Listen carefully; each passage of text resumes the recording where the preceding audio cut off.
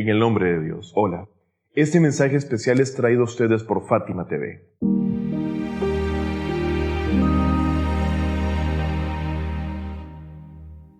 Damos continuidad a la serie Conociendo la Verdad, la cual es una clase en la que hemos venido examinando a profundidad la filosofía y las razones del levantamiento del Imam al-Hussein, la paz de Dios sea con él. Repasamos los temas anteriores de este curso especial de enseñanza.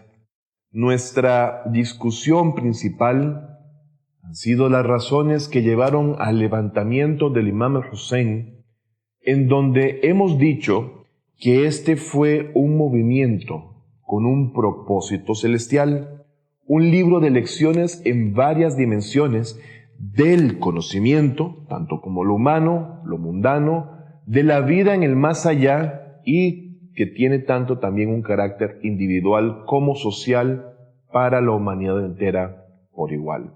Hemos evidenciado que el movimiento del Imam al-Hussein no fue apresurado o en que hayan habido elementos o factores que no se hayan tenido en cuenta, o que el Imam al-Hussein, la paz sea con él, haya cometido un error de cálculo. De hecho, no.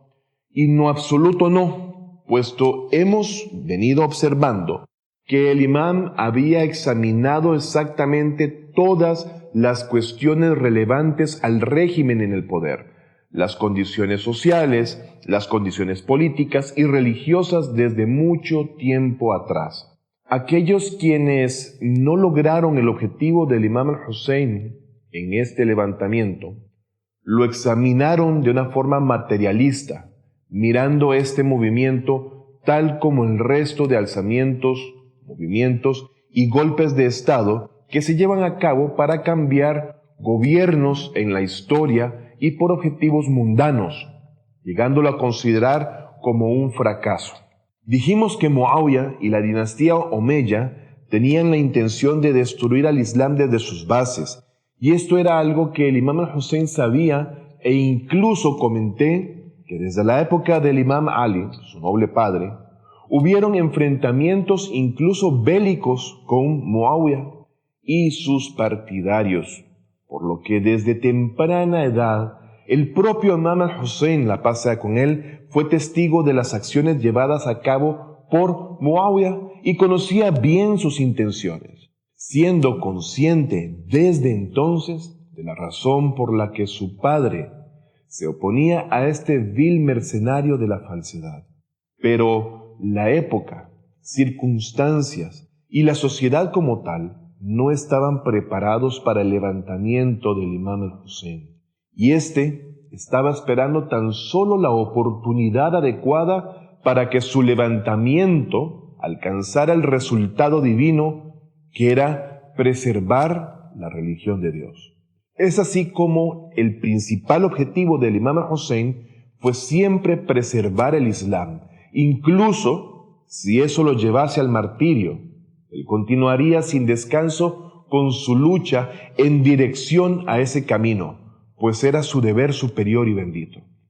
Este criterio, visión y filosofía no es algo que esté justificado en la mayoría de levantamientos materiales, razón por la que quienes analizan estos eventos sociales y políticos desde la óptica mundanal no llegan a comprender en lo absoluto lo ocurrido en Karbala. Lo ven como una derrota, y repito, desde su empobrecida óptica mundanal. En las acciones de los amantes del mundo se plantea el tema de quedarme yo mismo o no quedarme. Y los que se levantan dicen, esta gente no debería estar y nosotros deberíamos estar en su lugar. Un planteamiento muy fugaz. En estos levantamientos humanos y materiales, un grupo dice, por cuestiones mundanas o por falta de gustos comunes con el grupo gobernante en el poder, somos nosotros quienes deberíamos estar en tu lugar. El objetivo principal de los amantes del mundo y los materialistas en sus propios levantamientos es ser ellos mismos quienes estén en lugar de los demás, así de simple. Pero el levantamiento del Imam al-Hussein no fue así. en lo absoluto. Fue un levantamiento divino. Observemos lo que el Imam al-Hussein, la paz de Dios sea con él, dijo. El objetivo no somos tú y yo. El objetivo es el Islam, el cual debe permanecer y prevalecer, incluso si me convierte esto en mártir. Mi objetivo sigue y seguirá siendo ese solamente. Aunque yo no me quede en este mundo, esa es mi meta y está bien aunque no sea yo quien quede al frente. Hazrat al-Hussein lo ha dicho explícitamente, que se quede el Islam, aunque no sea Hussein quien quede, claro, por el hecho de haber alcanzado el martirio en ese camino. El imam siguió diciendo, esto ya no es una cuestión de ti ni de mí. Y es que finalmente, tal como sabemos, es el propio Imam al-Hussein quien será martirizado para hacer prevalecer al Islam, junto a sus familiares y compañeros, quienes permanecieron fieles en la defensa de lo sagrado. Acá somos testigos del elevado, puro y divino objetivo del imam, más allá de cual sea la persona que quedase responsable del mensaje final de Dios a la humanidad. Lo único que importaba y tenía en mente como objetivo era rescatar el Islam de la falsedad y transformación espuria al que había sido víctima la fe, desde el martirio del profeta Muhammad, que la paz y bendición de Dios sean con él y su familia, hasta el arrebato de la wilayat al Imam Ali, y casi de inmediato seguido el martirio de Fátima az-Zahra, a manos de quienes prefirieron arrancar de raíz a la pureza misma de la tierra.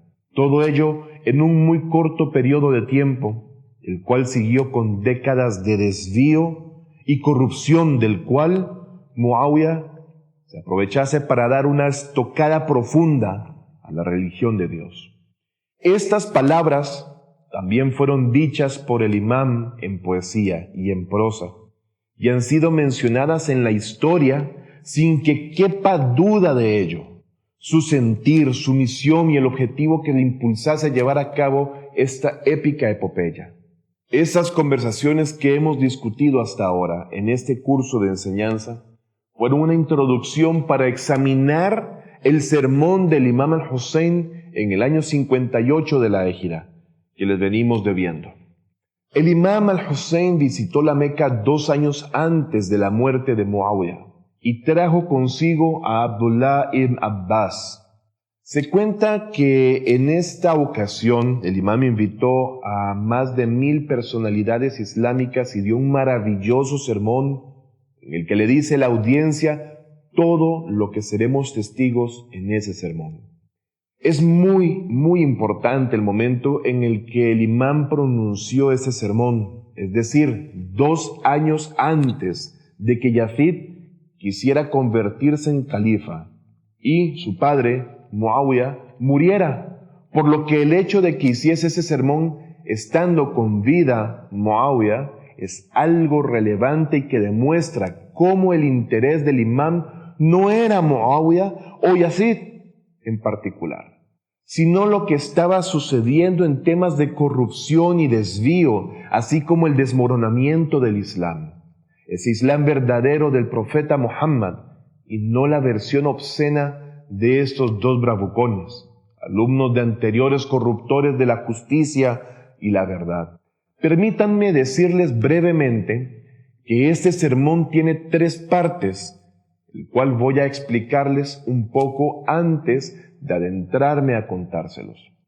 La parte número 1 está relacionada con las virtudes del príncipe de los creyentes, el Imam Ali, y la familia de la infalibilidad y la pureza, es decir, el Ahlul Bayt del profeta Muhammad, y que recordemos era un asunto de vital importancia mencionar debido a la serie de falsedades que habían sido desperdigadas de forma deliberada en la sociedad islámica del momento, con tal de desprestigiar al imam y a su familia, para así evitar a la gente, mediante esos engaños, acercarse a la verdad y buscar el apoyo para los corruptos.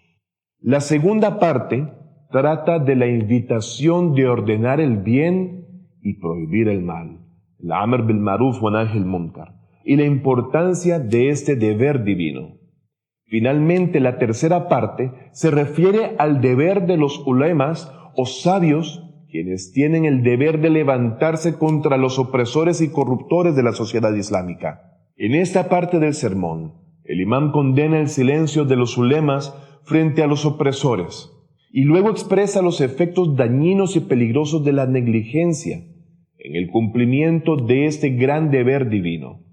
Sulaym ibn Qais, en su libro, nos aportó la totalidad de ese sermón, hecho muy importante de tomar en cuenta, puesto que en diferentes libros de hadices se mencionan algunas partes solamente de ese sermón, y cada escritor de hadices en sus libros han recopilado narraciones al respecto y han proporcionado entonces tan solo extractos del sermón en proporción a su método de trabajo y al tema de su libro. Por ejemplo, Alama Amini ha mencionado la primera parte del sermón en el libro Al-Ghadir, que trata sobre Amir al-Mu'minin y su califato.